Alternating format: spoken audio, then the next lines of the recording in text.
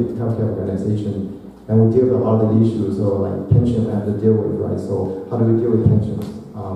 So we can, the pension just cannot sustain, so we move to a 401k for profit and 403b for non-profit. Eventually we have to phase out the pension. So, you know, it's going through the same kind of struggles that we have as a city. So big organization tends to have the same kind of issue, you know, office space, parking is the same kind of issue. So I think, you know, and also, you know, I just want to have like an Asian voice. We need to have, because we have so much diversity, we should have a diverse city council. So I have many diverse city council, you know, candidates too. So thank you.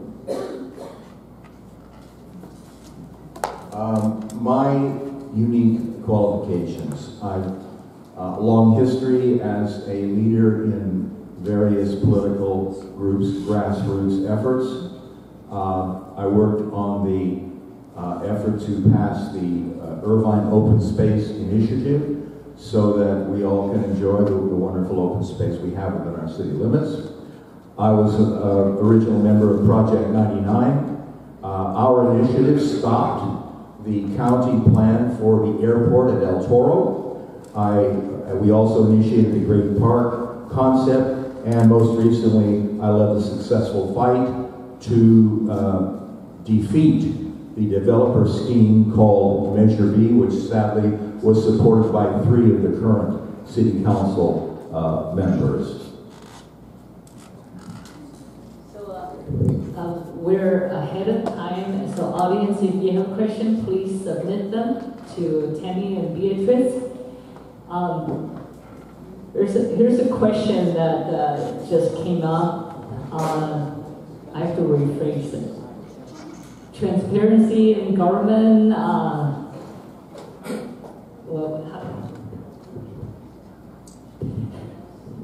How would you ensure transparency in government? First of all, I would work for open meetings with full disclosure.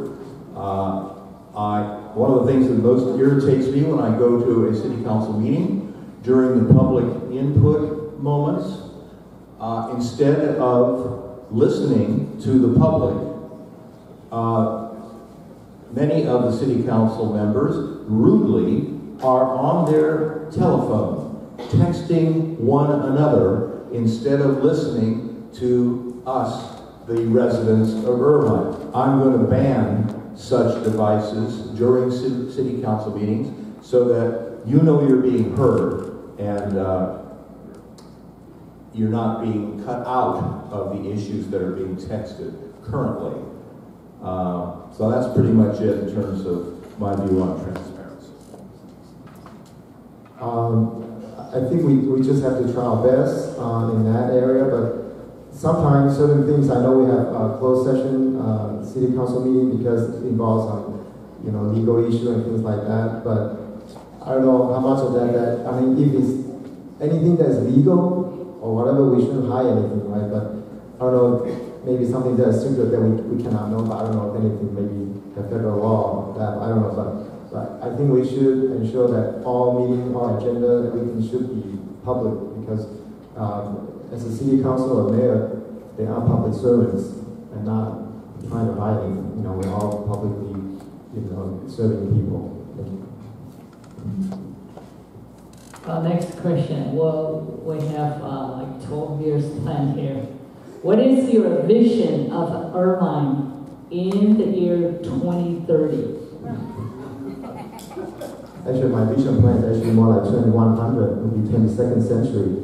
We should not even just plan for the next 20 years, we should plan for the next 80 years. I think I mentioned earlier that we should move to a smart city concept, right? Because we have all this new technology that we can use. We should be able to make the traffic better. We should, you know, even ordering food easier, you know, things like that. I think, and then, you know, I think we should move toward that direction, because a lot of cities are coming out trying to use a lot of technology. So actually, I have a you know, smart city Irvine. I was going to say SM, IR, and then TY. But that's my solution. Will be a smitty, right? But so we want to promote a smart city. Everything we have technology to do it now. We have medical devices that we can use. 5G is coming. Why not? All right, final 2 questions. Sorry, Ed. No problem. It's not the first time.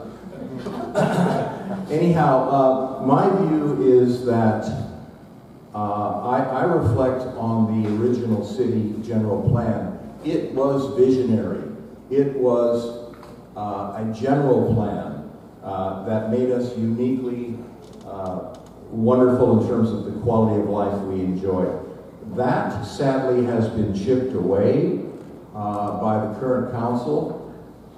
We have seen development get way out ahead of infrastructure. So my view would be in the future, we want to have a better balance with development and infrastructure. But most importantly, you and I as citizens of Irvine have to reclaim leadership in this town and take that leadership role away from big developers.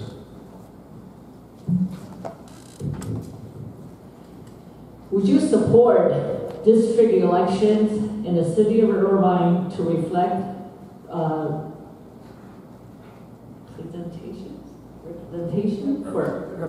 representation for all parts of Irvine?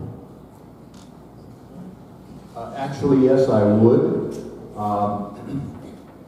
At-large elections can disadvantage some components of our community, and I think when we planned to build out at a maximum of 250 million people with the original plan, we are now approaching 280 million people, and that city of that size, I think, should bring democracy closer to the people by having election districts. So I would favor that. Yeah, I would definitely agree with that. We should have a representative from each of the villages, the neighborhood that you should represent your district. My last question. How much experience do you have with leading a large group of people? I don't have a lot of experience. I work for a big healthcare company. We do big projects. But yeah, no, I'm very new to any politics. But I think we need a fresh, new blood and not burying bureaucracies, red tapes. Something can never be done, but why not? We should try, right? Why we have to start? Because of our legacy. We should. But some legacy is good. The open space, we should keep that. But certain things we shouldn't just say we couldn't do that. But like say we've been asked to do more with less. It's a challenge. Why not? I've already referenced my engagement in Irvine local politics over a 46-year period. My leadership in the Open Space Initiative, Project 99's proposal to stop the airport at El Toro and replace it with a great park. And most recently, and much to the irritation of the big developers, I led the fight against a corrupt land swap scheme called Measure B. I'm used to working with lots of people, organizing them, and achieving some successful results. Now we move into a closing statement. So timer, it's 2 minutes. 2 minutes. Closing statement. Ed, please start. Sure, I'm a resident of this town, same house, 46 years. For the first 3 decades or more, this city lived up to its original general plan. The quality of life here was unsurpassed. The FBI calls us the safest city of our size in the nation. We have an exemplary school system, lots of good reasons to want to live here. But I've seen an erosion in the commitment to our general plan, and I frankly seen the majority of the city council surrender to the large developers, most precisely Five Point community. They financed Mayor Wagner's election, and they also financed the Measure B campaign. And my view is that we have to restore leadership in this community to you and I as residents. I will focus on two areas. One of the areas I think that I mentioned earlier, we have UCI, we have medical devices company, we have video gaming, we have some of these networking, internet, all these. We have some of the best companies in Irvine. Actually, we think we should come together to build a smart Irvine city. So I think that's one thing we should do. We have these new technologies that are out there. We should advance. We also need to be agile. I think that if we see certain things that is valuable, we should move fast. Some things, may not be as appropriate, maybe we move slow. So we need to be agile. Even though the city is growing, but we need to be able to do that. We really need to advance the city. We want to preserve our open space, but we also need to advance technology. With the 5G coming, like I mentioned earlier, we need to move forward, try to deal with the traffic issues, try to deal with the healthcare issues, which are the things that we couldn't sustain because of the healthcare issue. It's going to cost us so much in the future. Because I'm in the medical industry, I know it's a lot of money we need to spend. So we need to work with all these companies that we have here, all these wonderful minds. How do we create something? A very strong Irvine. And the other things I want to mention too, I want to talk about the Veterans Cemetery. We have the land swap, we talk about that. My thought was that why don't we build the cemetery into the strawberry field and we build a great memorial in the Great Park, because it is part of our culture. We should have that. So I know it's kind of in two places, but why not? We take the land that we have now, and then we'll build, our culture. You're going to build a water park, you're going to build a ice skating rink, whatever. Why don't we do a veteran memorial as part of our culture? Okay, thank you. That concludes the board. Thank you, everyone.